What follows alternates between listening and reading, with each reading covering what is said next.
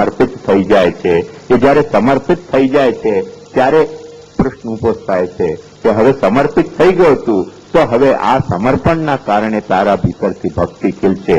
આ સિદ્ધાંત રહસ્ય જે છે ને, સમર્પણનો સિદ્ધાંત રહસ્ય, તેનાથી ભક્તિ વધી શકે છે. અને સમર્પણના સિદ્ધાંત રહસ્યમાં પત્ની પછી તરત ધ્યાન રાખશો તો તમને ખ્યાલ આવશે કે ઘર કહેવામાં આવ્યું છે. ઘર તમારે સમર્પિત કરવાનો છે. ઘર સમર્પિત કઈ હવેલીને કરાય તો પોતાના ઘરમાં ઠાકુરજીને પધરાવીને ઘર સમર્પિત થાય. ઘર સમર્પિત હવેલીને ન કરાય, ઘર સમર્પિત જે છે તે મહારાજને ન કરાય, પણ પોતાના ઘરમાં પોતાના એક પ્રભુને પધરાવીને પોતાનું ઘર પ્રભુને સમર્પિત કરાય કે આ ઘરમાં હું રહી રહ્યો છું.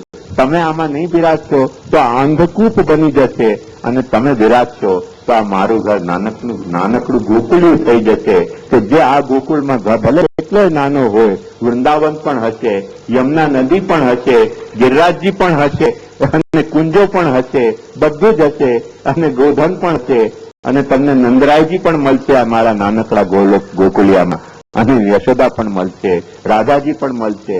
એક વખતે ઘરમાં પધારશો ખરી, પછી તમને ખબર પડશે કે લક્ષ્મી સહસ્ત્ર લીલા ભી સેવ્યમાનમ કલાનિધિમ. તમારા ઘરમાં આ પ્રકટ થવા જઈ રહ્યું છે, પણ એ થવા જઈ રહ્યું છે તે વખતે તમને બીવડાવી દેવામાં આવે કે હાથ ખેંચી લો, તમે મર્યાદી નથી, હાથ ખેંચી લો, એને ઝીલતા નહીં, એ કૃષ્ણને તમે માથા ઉપર ઝીલતા નહીં, તમે હાથ ખેંચી લો, તમારું ડોકું ફેરવી લો. કેમ કે તમે મર્યાદ નથી પાલતા, તમારી પાસે વૈભવ નથી, તમારી પાસે આચાર વિચારની સરખી સમજ નથી, તમે સેવાની ચોપડીને સરખી રીતે વાંચી નથી, તમારી પાસે મુખ્યા, ભીતરિયા, દૂધગરિયા, બાલભોગિયા, ફૂલગરિયા, જલગડિયા, ઝાપટિયા, કીર્તનિયા, સમાધાની ની મોટી બટાલિયન નથી, તમે સેવા કરવાના અધિકારી નથી, અને તમે બી જાઓ છો કે આવી મોટી બટાલિયન ન હોય તો આ પ્રભુને અમારે રીઝાડવા કેવી રીતે, અને રીઝાડવા કેવી રીતે કે જ્યારે તમે બી જાઓ છો ત્યારે તમારા ઘરમાં આવવા માટે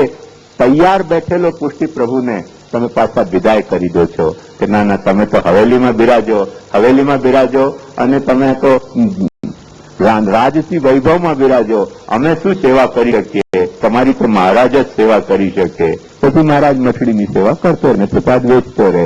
એ જાતના તમે કૃષ્ણનો ખોટો સ્વરૂપ સમજી ગયા. પણ મહાપ્રભુજી એ ખોટો સ્વરૂપ આપણને સમજાવતા નથી. મહાપ્રભુજી આપણને કહે છે કે તથા ચેત ક્રિયમાણસ્ય કૃષ્ણે ચેદ વાસના શુભા જીવ સ્વભાવ તો દાતા સદા ભક્તિર ન ચેતરત ઈશસ્યાનું કથા રૂપા યયાસ્યાત પુરુષો હરે સર્વ પ્રકૃતિ ભાવેન યદિ કૃષ્ણમ સસેવતે. શું મહાપ્રભુજી આજ્ઞા કરે? તમે શાંતિથી સાંભળો કે તમે તમારા શુભ આશય એટલે મહાપ્રભુજીએ જે સિદ્ધાંત ઉપદેશ્યો છે તે સિદ્ધાંતોથી તમારા હૃદયના આશયને શુદ્ધ કરો. ધંધાકી આશયથી તમારા હૃદયના ભાવોને મલિન ન થવા દો. તમારા હૃદયના આશયને શુદ્ધ કરો, અને તમારા હૃદયના આશયને શુદ્ધ કરશો ત્યારે તમારા હૃદયમાં વિષય વાસનાના ઠેકાણે કૃષ્ણ વાસના જાગશે કે મારા ઘરમાં એક કૃષ્ણ હોવો જોઈએ, જેમ મારા ઘરમાં એક છોકરો હોવો જોઈએ, મારા ઘરમાં એક બાહેડી હોવી જોઈએ, મારા ઘરમાં ધન હોવું જોઈએ, મારા ઘરમાં ભાઈ હોવો જોઈએ. એમ ક્યારેક તમને વાસના જાગશે, કૃષ્ણ વાસના જાગશે કે મારા ઘરમાં એક કૃષ્ણ પણ હોવો જોઈએ. કેમ ન હોય? કઈક મહારાજની મોનોપોલી છે કે મહારાજના જ ઘરમાં કૃષ્ણ હોય, મારા ઘરમાં કૃષ્ણ ન હોય? શા માટે ન હોય? મેં એવું શું પાપ કર્યું? હું પુષ્ટિજીવ નથી, હું શું પ્રવાહી છું? મેં બ્રહ્મ સંબંધ લીધું છે. મહાપ્રભુજીને ઠાકુરજીએ આ પ્રોમિસ આપી છે કે તમે જેને બ્રહ્મ સંબંધ કરાવશો તેને હું હાથ ઝાલી લઈશ. તો પ્રભુ હાથ ઝાલ્યો છે મારો, તો શા માટે મારા ઘરમાં આવી ન શકે? એવો તો કેવો વર હોય કે હાથ ઝાલ્યા પછી પોતાની પત્નીને લેવા ના આવે? એવું કેવી રીતે હોઈ શકે? સંભવ જ નહીં. એટલે હાથ ઝાલ્યો છે તો પ્રભુ મારા ઘરમાં આવીને બિરાજશે. અને એ ભાવનાથી કૃષ્ણ વાસના જયારે તમારા ભીતર, જો વાસના પદ મહાપ્રભુજીએ વાપર્યો, વાસના બહુ હલકો શબ્દ છે. બીજા લોકો કદાચ નારાજ થઈ જાય, પણ એ તો મહાપ્રભુજીનો સીનો છે. કેમ કહી રહ્યા છે કે વાસના પણ બે જાતની હોઈ શકે છે, એક વિષય વાસના અને એક કૃષ્ણ વાસના. તો જેના હૃદયમાં કૃષ્ણ વાસના જાગે છે એ કૃષ્ણ ભક્તિનો અધિકારી છે. જેના હૃદયમાં કૃષ્ણ વાસના જાગતી નથી તે કૃષ્ણ ભક્તિનો અધિકારી બનતો નથી. જેના હૃદયમાં કૃષ્ણ વાસના જાગતી નથી તે પોતાના ઘરમાં કૃષ્ણને પધરાવતો નથી. જે પોતાના ઘરમાં કૃષ્ણને પધરાવતો નથી, એના ખેતરમાં કૃષ્ણરૂપી બીજનું વાવેતર થતું નથી, અને જેના ક્ષેત્રમાં પછી આ ખેતર હોય કે ઘરનો ખેતર હોય, એ ખેતરમાં કૃષ્ણરૂપી બીજનું વાવેતર થતું નથી, એમાં ભક્તિના પાક પાકતા નથી. એવા સમજી લો. તેથી શ્રી મહાપ્રભુ આજ્ઞા કરે છે કે અવ્યાવૃત્તો ભજેત કૃષ્ણમ બીજ દાર્ઢ પ્રકારસ્તુ ગ્રહે સ્થિત્વા સ્વધર્મતા. બીજને જો તમારે બીજ ભાવને દ્રઢ કરવો હોય તો પુષ્ટિ પ્રભુએ તારી તરફ હાથ પસાર્યો છે. આપ તારું હાથ, તારો સેવા વાલો હાથ મને આપ. શાસ્ત્ર કહે છે શાવવ કરવ ન કુરુતે તત્પર્યામ. જો તું હાથ સેવા માટે તારો હાથ તૈયાર નથી રાખતો તો તારા હાથ અને મળદાના હાથમાં અંતર. શાસ્ત્ર એમ પૂછી રહ્યો છો શાવવ કરવ ન કુરુતે તપર્યામ. જો આ મળદાના હાથ છે તારા, જો તું તારા હાથથી મારી સેવા ન કરવા માંગતો હોય તો તારા હાથ અને મળદાના હાથમાં ફરક બતાવ. તો જો તારા મળદાના હાથ ન હોય, જીવતા હાથ હોય, તો આપ તારો હાથ મને, હું તારી સેવા લેવા તૈયાર છું. અને જો તમે હાથ આપો, તમારા ઘરમાં બિરાજતા ઠાકુરને એ કૃષ્ણ તમારી સેવા લેવા તૈયાર છે, તમારો સ્વામી થઈને. બીજદાર પ્રકારસ્તુ ગ્રહે સ્થિત્વા સ્વધર્મતા અવ્યાવૃત્તો ભજે કૃષ્ણમ પૂજયા શ્રાંતિ. એ શ્રી મહાપ્રભુનો અભિપ્રાય છે. ભૂલતા નહીં કોઈ દિવસે. બીજા કોઈ પણ ઊંઠા ભણાવે, કેવાય રવાડે આપણે ચઢાવે, પણ ભક્તિનો માર્ગ આવી જ રીતે જઈ રહ્યો છે. ભક્તિના માર્ગની દિશા જ આ જ છે. બાકી બધી અવળી દિશાઓ છે જે તરફ આપણને વાળવામાં આવ્યા છે. એ વાતને કોઈ દિવસે ભૂલતા નહીં. એટલે શ્રી મહાપ્રભુજી આજ્ઞા કરે છે કે જયારે વાસના જીવ સ્વભાવતો જાતા તદા ભક્તિર નચે તરત ઈશસ્યાનું કથા રૂપા યયા સ્યાત પુરુષો હરે. આ કે છે મહાપ્રભુ કે છે ભક્તિની કથા કે કઈ જાતની કથા છે? તો મહાપ્રભુજી કહે છે સમજો, ભક્તિની કથા જે છે ને તે ભવાડાની કથા નથી, આ ઈશાનું કથા છે. ઈશાનું કથા કેટલો સુંદર શબ્દ છે. સમજો, ઈશાનું કથા એટલે ઈશસ્ય અનુગામીનામ કથા. ઈશાનું કથા એટલે તમારા ઘરમાં એક ઈશ હોવો જોઈએ. નંદ નંદનકર ઘર કો ઠાકુર. ઈશ એટલે ઠાકુર. નંદ નંદનકર ઘર કો ઠાકુર આપ હોય રહે છે હો. બસ ઈશાનું કથા શરૂ થઈ ગઈ. ઈશના અનુગામીની નંદ, એને સંસ્કૃતમાં કહેવું હોય તો ઈશાનું કથા, અને સુરદાસજીની ભાષામાં કેવું હોય તો નંદ નંદન ઘર કો ઠાકુર આપ હોય રહે ચેરો યામે કહા ઘટે ગો તેરો. બ્રજભાષામાં કેવું હોય તો આવી રીતે કહી શકાય, અને ગુજરાતીમાં કેવું હોય તો સ્પષ્ટ આવી રીતે કહી શકાય કે સદા શ્રી કૃષ્ણને સેવો રે. સમજી લો ને હવે સુધો સિદ્ધાંત. કઈ વિસ્તારની જરૂરત નથી. આ વિસ્તાર કરવું પડે છે તો ક્ષોભજનક વાત છે કે પુષ્ટિ ભક્તને સામે પુષ્ટિ સેવા કરવી ઘરમાં, એ વાત કહેવાની હોય? શરમ આવવી જોઈએ આપણને કે આવી વાત કહેવી પડે. એ તો સીધા વિના સમજમાં આવવી જોઈએ. એવો આખો વાતાવરણ પુષ્ટિ માર્ગમાં હોવો જોઈએ. તો એ વાતાવરણ ક્યાં ગયો? એર પોલ્યુશન થઈ ગયું છે, બધા વૃક્ષો કપાઈ ગયા છે ભક્તિના, તેથી આ એર પોલ્યુટેડ થઈ ગઈ છે. તેથી આપણે આ વાત કહેવી પડે છે, પણ એક લજ્જાનો વિષય છે. કહેવાની વાત જ ન હોય, આ તો સમજવાની વાત હોય. જે પરણેલી હોય તેને કહેવાનું હોય કે તારા પતિ સાથે રહે. એ જો કહેવું પડતું એટલે કાંઈક ને કાંઈક લફડો છે. સમજાવ, કાંઈક લફડો છે. જો આમ કહેવું પડતું હોય પછી કોઈ છોકરીને, કોઈ કન્યાને તું તારા વર સાથે રહે, એ કહેવાની વાત હોય કે પોતે ઝઘડો કરીને જાય?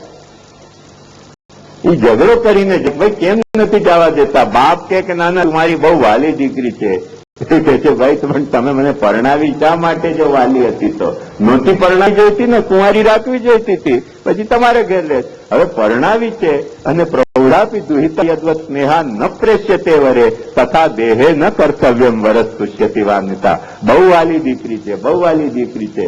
અરે વાલી દીકરી છે તો પરણાવી જ નહોતી હોતી. પેલી બેવકૂફી એ કરી કે પરણાવી એને, પરણાવી અને હવે પછી કહો કે તું તારા વર પાસે નહીં જા, કેમ કે તમારી બહુ વાલી દીકરી છે. વરસ પુષ્યતિ નાન્યતા. મહાપ્રભુજી કહે છે પછી તમને એ વર પ્રસન્ન જ તમારા ઉપર ન થાય. પ્રભુ મને પ્રસન્ન કેમ થાય? એ તો પ્રસન્ન જ નહીં થાય. આવા બધા કૌભાંડ તમે કરતા રહેશો તો પ્રભુ તમારા ઉપર પ્રસન્ન જ ન થાય. તથા દેહે ન કર્તવ્યમ વરસ પુષ્યતિ નાન્યતા. આ દેહ સાથે એવો ભાવ કોઈ દિવસે રાખતા નહીં કે હું આ દેહનો પિતા અને આ દેહ મારી દીકરી અને આને અમે કૃષ્ણ સાથે પરણાવી છે, પણ કૃષ્ણ સેવામાં એને વાપરીશ નહીં. કેમ કે વાપનું તો પછી મારા દેહથી મને જે મઠડી ખાવી હોય, લડ્ડુ ખાવા હોય, એર કર્ટન જવું હોય, કાર ચલાવવી હોય, અને 56 ભોગમાં પભા થઈને એકલાઈ ઓળવી હોય, એ પછી થાય કેવી રીતે? ઘરમાં સેવા કરવી તો કોણ એકલાઈ ઓળાવે તમને પભોની? એ જોવા જ ના આવે કોઈ તો તમને એકલાઈ કોણ ઓળાવે પભોની? કોણ તમારું નામ છાપે ટ્રસ્ટી તરીકે? એટલે ભગવાનના ટ્રસ્ટી થવાનો જો તમને જે તમારો એકલાઈ છે ઓળવાની, બહુ સુંદર વાત ત્યાં આવે છે વાર્તામાં, કૃષ્ણદાસની વાર્તામાં વાંચો કે કૃષ્ણદાસની જયારે દેહ છૂટી ત્યારે ગુસાઈજીને વિચાર થયો કે જેને અકારી બનાવો તેનો બગાડ થાય, આ લોક પરલોક બંને બગડે. હવે મારે ધર્માચાર્ય થઈને બગાડ, એ વખતના ધર્માચાર્ય સાથે જુદા હતા, આજના ચાલુ ખાતાના ધર્માચાર્ય નહીં હો. એટલે એમને ચિંતા થતી હતી કે મારાથી કોઈનો બગાડ કરાવાય કેવી રીતે? આજે તો આપણે એમ ચિંતા થાય છે કે મારાથી સુધાર કરાવાય કેવી રીતે? જો હું સુધારી દઉં ને ઘર સેવા કરવા માંડે તો પછી અમારું શું થાય? અમે મરી જઈએ. આજે એવી ચિંતા થાય છે. તે વખતે ગુસાઈજીને એ ચિંતા થતી હતી કે મારાથી કોઈ જીવનો બગાડ કરાવાય કેવી રીતે? એટલે બહુ પરેશાન થઈને શ્રી ગુસાઈજી શ્રીનાથજી પાસે પધાર્યા કે અધિકારી વિના તમારા દેવાલયનું કામ તો ચાલશે નહીં, અને જેને હું અધિકારી તરીકે નીમું તેનો તો બગાડ થવાનો છે. આ લોક પરલોક બંને બગડવાના છે. ન કેવલમ ઐહિકો કષ્ટ કિંતુ પરોકોપી નશ્યતિ, એમ ચોખ્ખો સિદ્ધાંત છે. એટલે હવે કરવું શું? એટલે શ્રીનાથજીએ કહ્યું, ભાઈ તમે એ બાબતનો વિચાર નથી કરતા તો હું કોઈનો પરલોક શા માટે બિગાડું? તમારે કોઈક લેવો જોઈએ ઠેકો પરલોક બગાડવાનો. દેવાલય ચલાવશો તો પરલોક બગાડવાનો પણ ઠેકો લેવો જોઈએ. એટલે પછી ગુસાઈજીએ કહ્યું કે પછી કરું છું? આપની આજ્ઞાથી તો આ દેવાલય શરૂ થયો, અને આપ જ એવી આજ્ઞા કરો કે તમે ન કરો તો હું શા માટે કોઈનો બગાડ કરું? તો ગુસાઈજીને વધારે મૂંઝવણ થઈ ગઈ. એટલે પછી ગુસાઈજીને વિનુ કે હવે કઈક માર્ગ તો દેખાડો કે આ દેવાલ ચલાવવો કેવી રીતે? ત્યારે શ્રીનાથજીએ એક બહુ સુંદર આજ્ઞા કરી કે લાવ આપણે કોમ્પ્રોમાઇઝ કરી લઈએ કે ન હું કોઈનો બગાડ કરું કે ન તમે કોઈનો બગાડ કરો. સેવ્ય સ્વરૂપ તરીકે હું કોઈનો બગાડ ન કરું, અને સેવોપદેષ્ટા તરીકે તમે કોઈનો બગાડ ન કરો, પણ જેનો બગાડ થવાનો હશે ને તે અધિકારી બને છે. તે જમાનામાં અધિકારી બનતા હતા, આ જમાનામાં ટ્રસ્ટી બની જતા હોય છે. તો જેનો બગાડ થવાનો હોય છે એ ટ્રસ્ટી બની જતા હોય છે. એટલે પછી કરવું શું? કેવી રીતે ઓળખવો કે કોનો બગાડ થાય છે? એટલે શ્રીનાથજીએ બહુ સુંદર કિમિયો સમજાવ્યો કે એક કામ કરો કે પેલા ટ્રસ્ટી થવાની એકલાઈને આમ ઊંચી રાખો કે એ એકલાઈને જોઈને કોની ગરદન ઝૂકે છે. જેની ગરદન ઝૂકે છે હવે આપણે શું કરવું? તથા કથા આવે છે કે ગણપતિજીએ જયારે વેદવ્યાસના પ્રાર્થના કરવાથી મહાભારત લખવા માટે બિરાજ્યા તે વખતે મહાભારત પૂરી થઈ ગઈ. એટલે વેદવ્યાસજીએ ગણપતિજીને વિનયા કે ગણપતિજી આ સ્થળ ઉપર આપણે મહાભારત લખી અને લખાવી તો આ સ્થળનું કંઈક એવો મહાત્મ્ય વધવો જોઈએ કે આ સ્થળ ઉપર જેના પ્રાણ છૂટે તે સીધો મુક્ત થઈ જાય. પણ એ મહાત્મ્ય તો ગણપતિજીના પિતાની નગરી કાશી તેનો કે ત્યાં જેનો દેહ છૂટે તે કાશી મરણાન મુક્તિ. હવે આવું મહાત્મ્ય ફરી પાછું અહીંયા સ્થાપિત કરે તો મહાદેવજી કદાચ ગુસ્સે થાય, કરવું શું? તો ગણપતિજીએ બહુ સુંદર એક ઉપાય સોચ્યો બધા વિઘ્નોને દૂર કરવાનો કે એમને વ્યાસજીને પૂછ્યું શું કહ્યું? એટલે વ્યાસજીએ કહ્યું, ભાઈ આપણે અહીંયા બેસીને મહાભારત લખીને લખાવી તેથી જેના પ્રાણ અહીંયા છૂટતા હવે મળતાની સાથે જ મુક્તિ મળી જાય. ગણપતિજી કહ્યું શું? તો વ્યાસજીને ગુસ્સો આવી ગયો કે ઘડી ઘડી કહું છું સાંભળતો જ નથી વાત ગણપતિજી. તો એમણે કહ્યું કે જે અહીંયા મરે તે ગધેડો થાય. ગણપતિજી કોઈ તથાસ્તુ, બોલતાની સાથે તથાસ્તુ. એમ શ્રીનાથજીએ પણ કિમિયો દેખાડો કે જેનો આપણે હું બગાડ કરી કેવી રીતે શકું. સેવ્યમાન કલાનિધિમ કોનો બગાડ કરે અને પુષ્ટિ સેવાનો ઉપદેશ પ્રભુચરણ કોનો બગાડ કરે? પણ જેનો બગાડ થવાનો એને દૈન્ય ભાવ હોય છે, પભનું કે કૃપાનાથ આ એકલાઈ તો હવે કૃપા વિચારો તો ઓળો ઝૂકી જાય એકદમ દિન. દૈન્યન તત્વો છે કારણમ. હરિભાઈજીએ કોઈક બીજા અર્થમાં કીધું હશે પણ પેલા ટ્રસ્ટીને દૈન્ય દત્ત કઈ એવું દૈન્ય જાગે કે ઝૂકી જ